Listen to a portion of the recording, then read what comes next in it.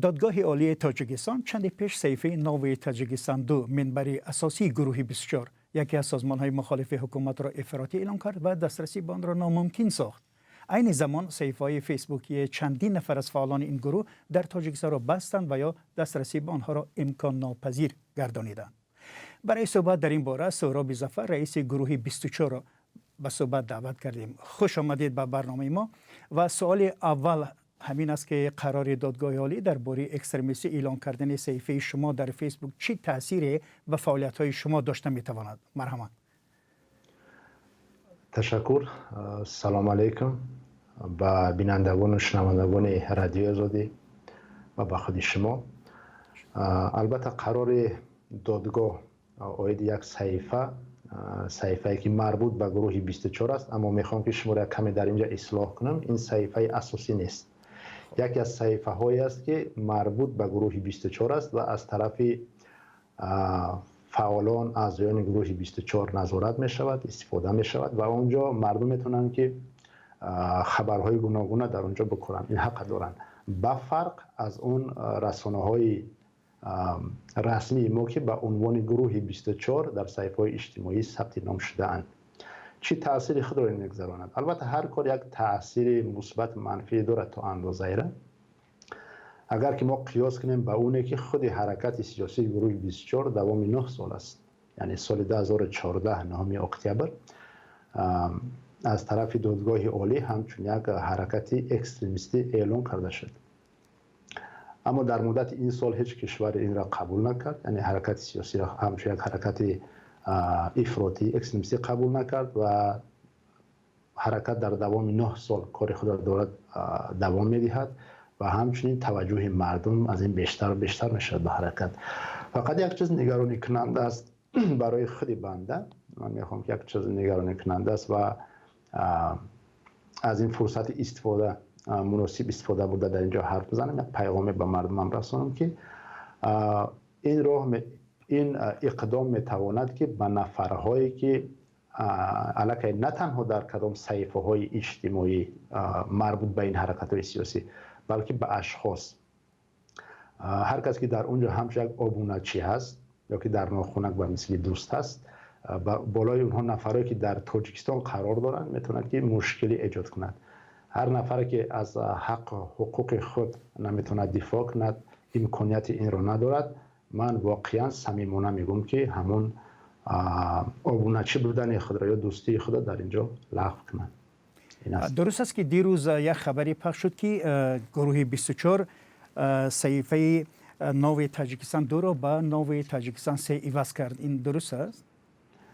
بله، چنین یک صحیفه دیگر هم پیدا شد به 3. فردا احتمال دارد که 4 شود، 5، 15. دیگر این دادگاه دنبال این شماره ها میگردد، کار دیگری ندارد. بله، به هر صورت فکر نمیکنید که راه رسانیدن نظر و اندیشه شما به جامعه و یا مردم زیادتر محدود می شود؟ میرساند، البته تاثیر خود را میرساند. نفرهایی هستند که خیلی احتیاط میکنند، خوب است احتیاط کاری. و در دوام 9 سال باز من تکرار میکنم، اگر که ما نظر سنجی کنیم بینیم، من فکر میکنم که دادگاه عالی دارد از امنیزی اذیت میکشد. این بار اول نیست، چندین بار هست که تکرار به تکرار این رسانه ها را پیشکش مردم میکنند که با اینها خب نزدیک نشوید با چنین شخص و غیره. چندین نفرها را حتی مجازات هم کردن، زندانی هم کردن برای همین رسانه ها و برای همین شخصیت ها، اما امروز باز تکرارن. و فقط من فکر میکنم که عمل اینها سببش در این است که در مقابل حرکت های سیاسی مخالف در میدان اجتماعی، یعنی در این میدان ها باختن، میخوان نشان دهند یک کاری کردن، یک کاری را دارن انجام میدن. این ناتوانی و ضعیفی آنهاست. بله، برای ادامه فعالیت خود دیگر پلتفرم ها را نیز به نظر گرفته شما؟ البته ما در همه رسانه های اجتماعی را استفاده میبریم، یوتیوب، اینستاگرام، حتی امروز به تیک تاک دارن کار میبرن، فیسبوک. و گفتم که در هر یک اینها هر جایی که دیدن که با عنوان گروه 24 است، ما جوابگوی اون صحیفه ها هستیم و در اونجا تنها حرف و قلم و خط ما راه داده می شود.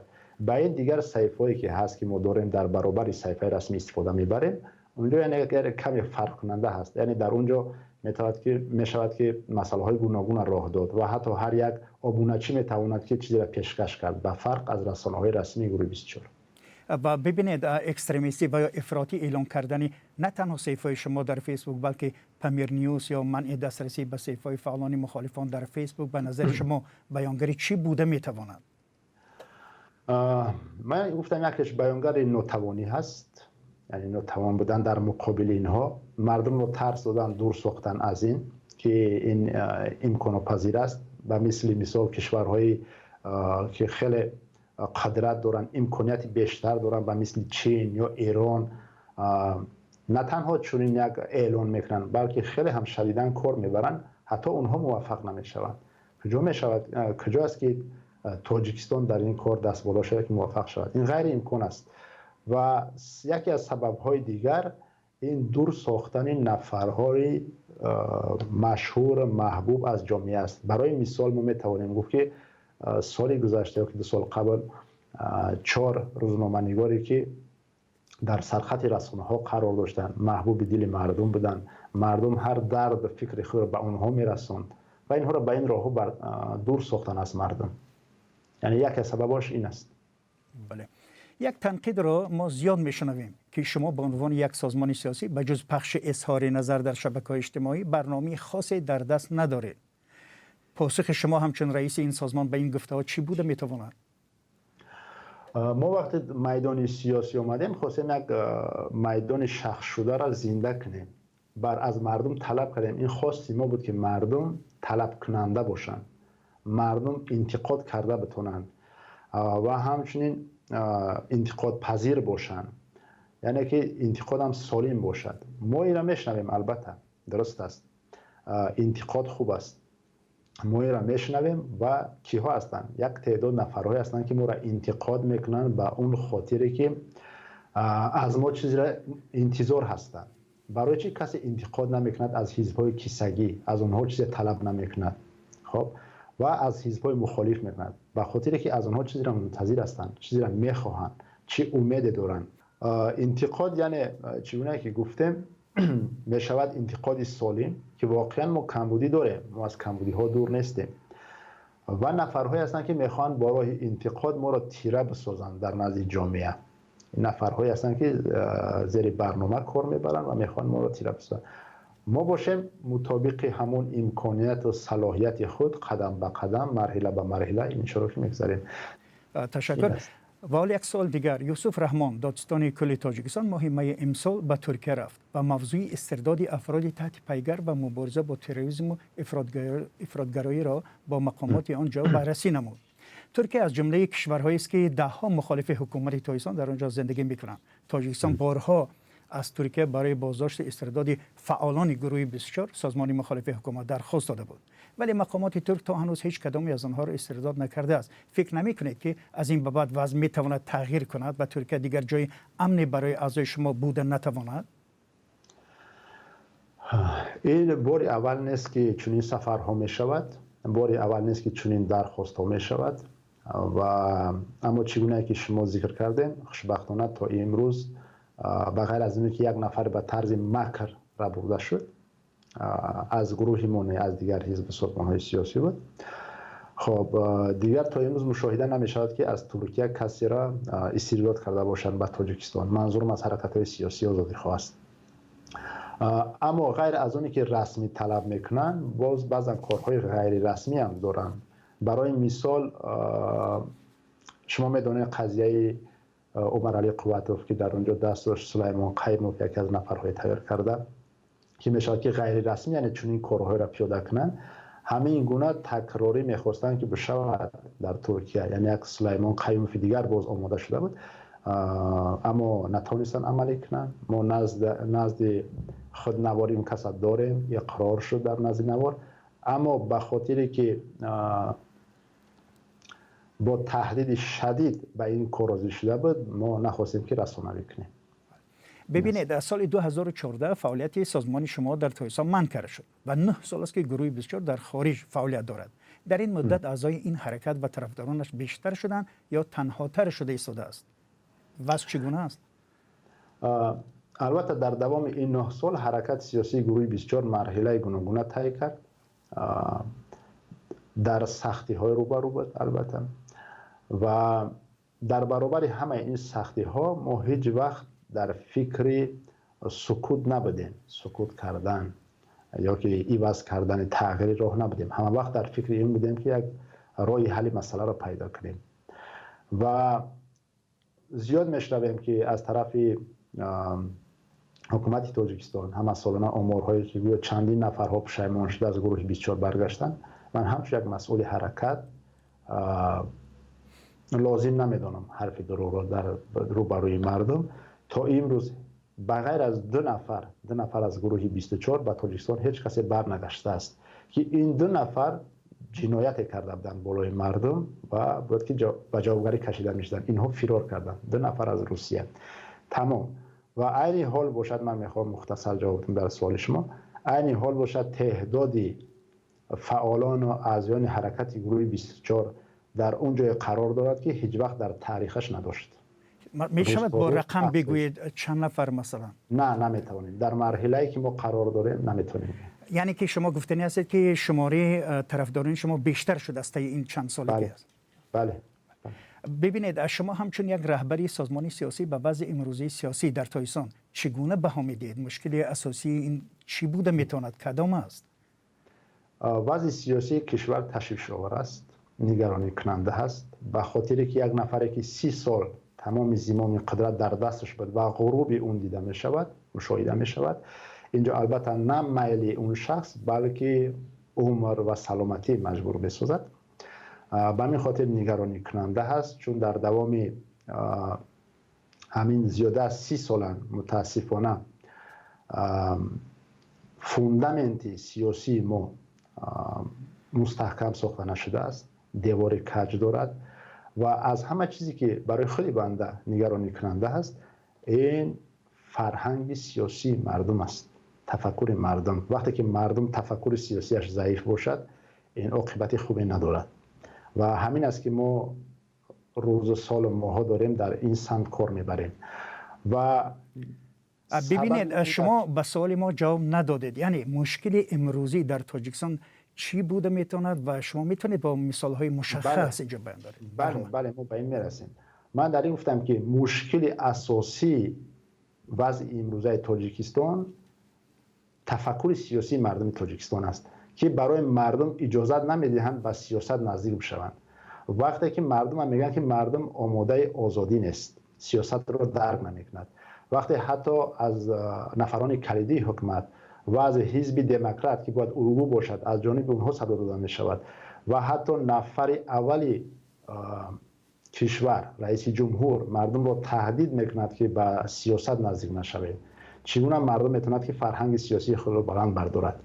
این است. یعنی که وقتی که مردم فرهنگ سیاسی نداشته باشد، ما ایرا در بعضی کشورهای عربی مشاهده کردیم که عاقبت نفرانی که قدرت را زیاد در دست گرفتن چی می شود.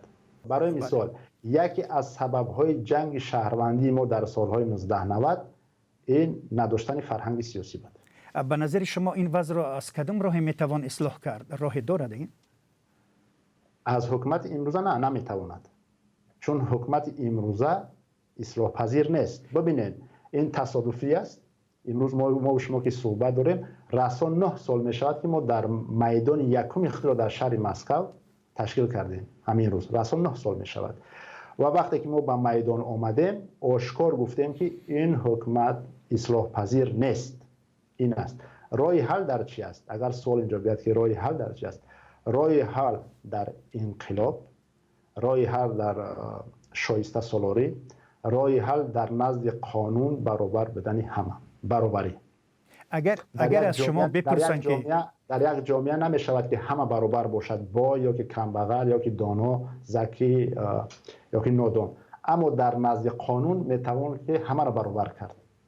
این چیزهایی است که در آینده، اما از حکومت امروزه نمی شود اینها را طلب کرد یا پیشنهاد کرد که اصلاح شود.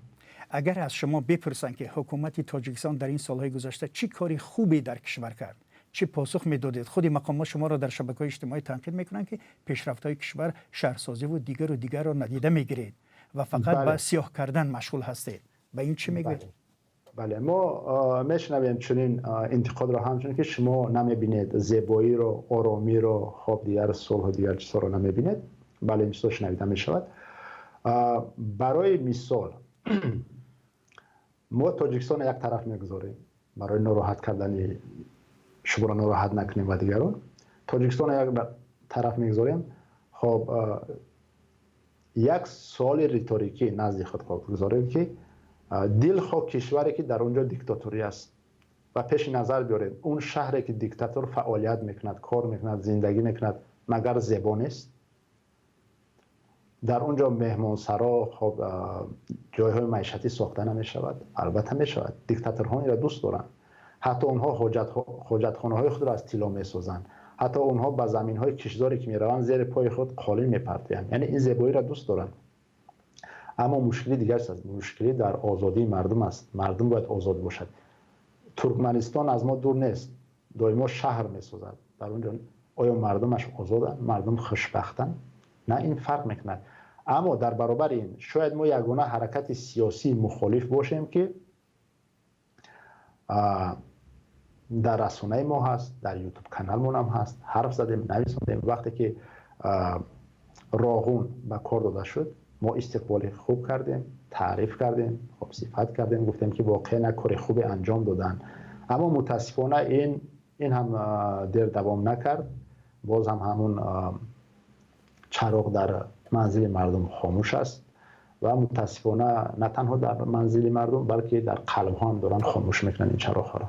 و حالا به پایان صحبتمون میرسیم و اگر شما گفتنی مهمی داشتید و ما از شما نتوانستیم بپرسیم مرحمت بگویید. دیگر گفتنی خاصی ندارم، فقط به مردم شریف تاجیکستان سربلندی خواهان هستم و پیشنهادم این است، اون چیزی که ما تکرار به تکرار میگوییم که مسئولیت شناس باشید وگرنه احوال ما روز تا روز دارد بد می شود و ما در همه سمت داریم خیلی مشکلی های زیاد داریم که اینها باید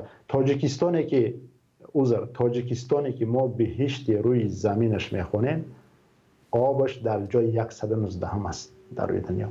تاجیکستانی که ما بهشت روی زمینش میخوانیم آب تازه داریم اما اون را تازه به مردم دادن نمیتونیم. از جهت اکولوژی باشد در 200 کشور روی دنیا 27 کشور در حالت خیلی بد قرار دارن از جهت اکولوژی و در بین اونها یگانه کشور از سابق شوروی این تاجیکستان است. و این کدام کشورها هستند؟ کشورهایی هستند که مشکلی اساسیشون در رژیم سیاسی است. سلامت باشین.